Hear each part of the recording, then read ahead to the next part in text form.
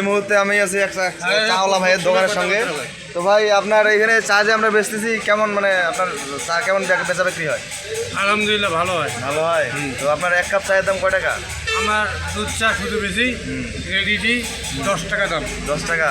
চা না অন্যান্য জায়গায় 5 টাকার বেচা, আপনি 10 টাকা বেচেন কেন? লাল চা 5 টাকা।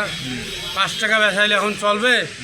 বাপচা স্যার আমবল থেকে লাল চা 5 টাকা। 5 টাকা এখনও 5 টাকা যদি বেশি এখন ভাইয়া সবা আছে এলে তো পথে বসবে। এই যে আমরা তো 10 টাকা করে চা যে খাচ্ছি, হ্যাঁ। আমাদের তো কষ্ট হয়ে যাচ্ছে 10 টাকা দিতে। এখন আমরা 10 কি টাকা করব? ভাই আপনারা তো 30-40 হাজার টাকা বেতনে চাকরি করেন, 10 টাকা চা খাইতে কষ্ট হয়, তাহলে আমি চার দোকানদার করে যাবো। এই যে আমরা এই মুহূর্তে ভাইয়ের কাছে শুনলাম ওনার চায়ের দোকানে ওনার চা বেচে, এখানে চা আছে, আরও বিস্কিট আছে, অনেক কিছু আছে। তো আমরা খাইলাম, চা খাইলাম, আমাদের বিল উঠছে মনে হয় 135 টাকা উঠছে। তো আমরা এখন বিল দিয়ে চলে যাব। এই যে আমার আরও দুই বড় ভাই আছে, এই যে আমার বন্ধু আছে। তো দেখতেই পাচ্ছেন বিল কিন্তু এ দেবে, আমরা দিব না।